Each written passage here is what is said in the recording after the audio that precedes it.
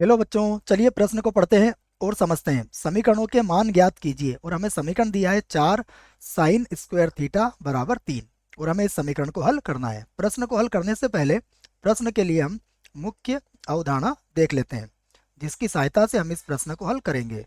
तो अवधारणा मुख्य अवधारणा में हम प्रश्न से संबंधित व्यापक हल ज्ञात करने का एक सूत्र लिखेंगे। और सूत्र मैं आपको लिख देता हूं। देखो, यदि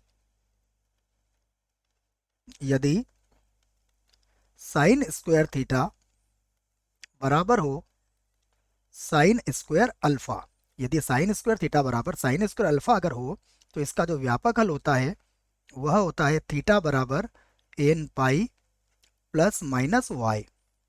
और यहाँ पर जो एन होगा वह सदैव क्या होगा, एक पूर्णांक होगा। ठीक है ना, ये कॉमा लगा हुआ है, इसको मैं सही लिख देता हूँ। तो ये हमने मुख्य अवधारणा लिख ली है। अब देखिए, प्रश्न में जो समीकरण दी है हम उसे लिख लेते हैं। तो जो समीकरण हमारे पास है, देखो क्या है समीकरण समीकरण है हमारे पास 4 साइन स्क्वायर थीटा बराबर 3। 4 को बटे में लाइए आप, तो ये होगा साइन स्क्वायर थीटा बराबर हो जाएगा 3/4। अब देखिए, ये जो 3/4 है यह किसके बराबर होगा, इसे लिखूंगा मैं साइन स्क्वायर थीटा, और ये होगा वर्गमूल 3/2 और पूरे की घात 2 बन जाएगा। अब वर्गमूल 3/2 यह साइन 60 डिग्री का मान होता है। तो मैं इस बात को यहाँ पर लिख देता हूँ। देखो कि साइन स्क्वायर थीटा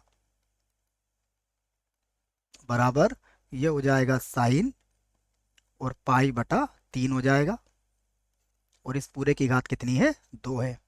तो अब देखिए, यहाँ पर हम इसको ऐसा भी लिख सकते हैं, ये होगा साइन स्क्वायर थीटा और बराबर ये हो जाएगा साइन स्क्वायर पाई/3। अब हम इसका व्यापक हल यहाँ पर लिख लेते हैं। तो हम लिखते हैं इसका व्यापक हल